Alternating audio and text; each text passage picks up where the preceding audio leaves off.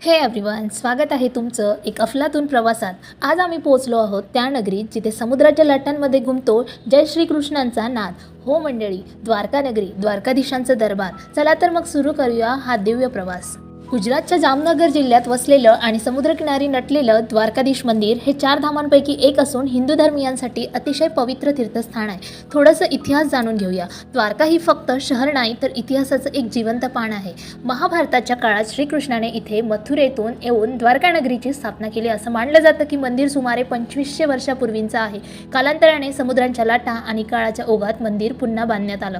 द्वारकाधीशांचं मंदिराचं सौंदर्य पाहिलं की मन हरवून जातं। मंदिराची उंची साधारणतः 78 मीटर आहे आणि 5 मजली बांधकाम आणि त्याला आधार देणारे 250हून अधिक कोरीव स्तंभ।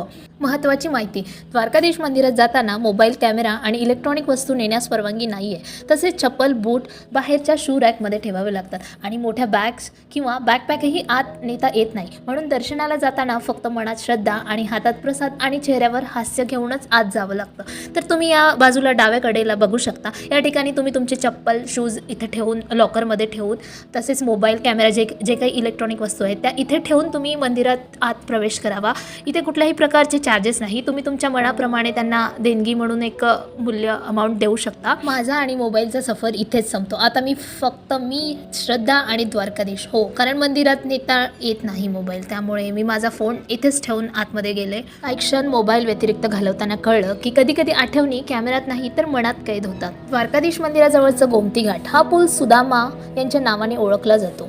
सुदामा सेतू 2016 मध्ये सार्वजनिक वापरासाठी खुला करण्यात आला होता। हा एक सस्पेन्शन ब्रिज आहे। अंदाजे 250 मीटर लांबीचा हा पूल आहे। या पुलावरून चालताना एका बाजूला गोमती नदी आणि दुसऱ्या बाजूला अरबी समुद्र दिसतो। संध्याकाळी पुलावरून सूर्यास्त बघणं म्हणजे जबरदस्त अनुभव आहे। त्यानंतर हा सुदर्शन ब्रिज, मंदिराच्या बाजूने नदी पार करण्यासाठी दुसऱ्या घाटावर जाण्यासाठी हा पूल महत्त्वाचा आहे। द्वारकाधीश मंदिराच्या दर्शनानंतर अनेक भक्त इथे येऊन थांबून फोटो काढतात। पुलावरून दिसणारा गोमती घाट आणि सागर संगम हा नजारा अतिशय मोहक असतो। असं म्हटलं जातं की या ठिकाणी भगवान श्रीकृष्णाने सुदर्शन चक्राचं पूजन केलं होतं, म्हणूनच या पुलाला सुदर्शन ब्रिज असं नाव दिलं आहे। त्यानंतर द्वारकेचं दर्शन करून आम्ही थेट पोहोचलो नागेश्वर ज्योतिर्लिंग मंदिरात। 12 ज्योतिर्लिंगापैकी एक नागेश्वर ज्योतिर्लिंगाचं स्थान द्वारका आणि बेट द्वारका यामधल्या रस्त्यावर आहे। भगवान शंकराचं हे स्वरूप नागेश्वर म्हणून ओळखलं जातो। द्वारकापासून अंदाजे 12 किलोमीटर अंतरावर हे मंदिर वसलेले आहे। असं म्हणतात की द्वारकासूर नावाच्या राक्षसाला नष्ट करण्यासाठी भगवान शिव इथे प्रकट झाले आणि ज्योतिर्लिंगाच्या स्वरूपात स्थिर झाले। द्वारका नगरीच्या यात्रेत मंदिराचं दर्शन केल्याशिवाय यात्रा ही पूर्ण होतच नाही, अशी परंपरा आहे। मंदिर सकाळपासून रात्री उशिरापर्यंत दर्शनासाठी खुले असतात। खास करून महाशिवरात्रीला इथे प्रचंड भक्तांची गर्दी असते। And that's how our day 2 went. Stay tuned for the next one. Keep exploring with Mayura and I will see you